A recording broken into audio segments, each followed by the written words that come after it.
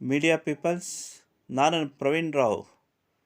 ಇವತ್ತು ದರ್ಶನ್ ರವರು ರೇಣುಕಾಸ್ವಾಮಿ ಎಂಬುವ ವ್ಯಕ್ತಿಯನ್ನು ಕೊಲೆ ಮಾಡಿದ್ದಾರೆನ್ನುವ ಆರೋಪವೊಂದರಲ್ಲಿ ಸಿಲುಕಿಕೊಂಡಿರುವ ದಿನದಿಂದ ಮಾಧ್ಯಮದವರು ದರ್ಶನ್ ಕೊಲೆಯಂತಹ ಅಪರಾಧ ಮಾಡಲು ಕಾನೂನು ಕೈಗೊಳ್ಳುವ ಬದಲು ಕಾನೂನಿನ ಮೊರೆ ಹೋಗಬಹುದಿತ್ತು ಎಂದು ಹಲವು ಬಾರಿ ಹೇಳಿದ್ದೀರಿ.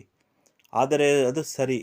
ಆದರೆ ತಾವುಗಳು ಈ ಹಿಂದೆ ದರ್ಶನ್ ರವರು ಮಾಧ್ಯಮಗಳಿಗೆ ಅಶ್ಲೀಲವಾಗಿ ಬೈದಿರುವ ಆಡಿಯೋವೊಂದನ್ನು ಮುಂದಿಟ್ಟುಕೊಂಡು ತಾವುಗಳು ಕಾನೂನು ಮೊರೆ ಹೋಗದೆ ದರ್ಶನ್ ರವರನ್ನು ತಮ್ಮ ಮಾಧ್ಯಮಗಳಿಂದ ಸುಮಾರು 2-3 ವರ್ಷಗಳ ಕಾಲ ಬ್ಯಾನ್ ಮಾಡಿ ಅವರ ಬಗ್ಗೆ ಪ್ರಚಾರ ಮಾಡುವುದು ಬಿಟ್ಟು ತಾವು ಸಹ ಕಾನೂನಿಗೆ ಅಗೌರವ ತೋರಿಸಿರುತ್ತೀರಿ.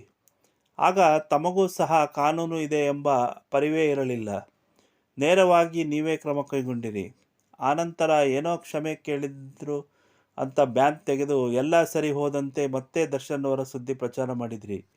ಇದಾದ ಮೇಲೆ ಈಗ ಕೊಲೆ ಆರೋಪಿಯಾಗುತ್ತಿದ್ದಂತೆ ಕಳೆದ 90 ದಿನಗಳಿಂದ ಅವರ ಬಗ್ಗೆ ನ್ಯೂಸ್ ಮಾಡುವುದು ಮಾತ್ರವಲ್ಲದೆ ತಮ್ಮ ದ್ವೇಷವನ್ನು ಸಹ ತೀರಿಸಿಕೊಳ್ಳುತ್ತಿದ್ದೀರಿ ಎಂಬುದು ಸ್ಪಷ್ಟವಾಗಿ ಗೋಚರಿಸುತ್ತದೆ.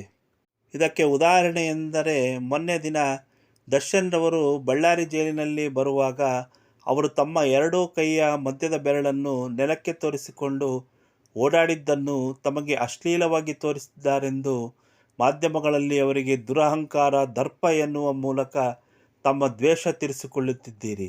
ಇದರ ಬದಲು ತಾವು ಅವರ ವಿರುದ್ಧ ಕಾನೂನು ಹೋರಾಟ ಏಕೆ ಕೈಗೊಂಡಿಲ್ಲ ಎಂಬುದು ಸ್ಪಷ್ಟವಾಗಬೇಕಿದೆ. ಜೊತೆಗೆ ದರ್ಶನ್ ಅಭಿಮಾನಿಗೆ ದರ್ಶನ್ ಮಾಡುತ್ತಿದ್ದುದು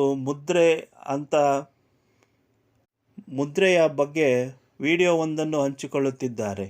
ಅದು ಸಹ ಇರಬಹುದಲ್ಲ. ಅದನ್ನು ತನಿಖೆ ಮಾಡಿಸಬಹುದಿತ್ತು. ಅದು ಬಿಟ್ಟು ಅಷ್ಟು ಆತುರದ ಅರಚಾಟವೇಕೆ? ಅದರಲ್ಲೂ ಸಹ ಮಿಡಲ್ ಫಿಂಗರ್ನ ಮೇಲೆ ಮುಖಕ್ಕೆ ಹಿಡಿದು ತೋರಿಸುವುದು ಎಂಬುದು ಎಲ್ಲರಿಗೂ ತಿಳಿದಿದೆ.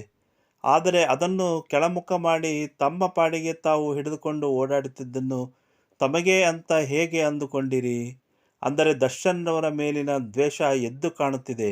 ಈಗಲಾದರೂ ತಿದ್ದಿಕೊಂಡು ನಿಮ್ಮ ದ್ವೇಷ ಬಿಟ್ಟು ಪತ್ರಿಕಾ ಧರ್ಮಕ್ಕೆ ಗೌರವ ನೀಡಿ. ಧನ್ಯವಾದಗಳು.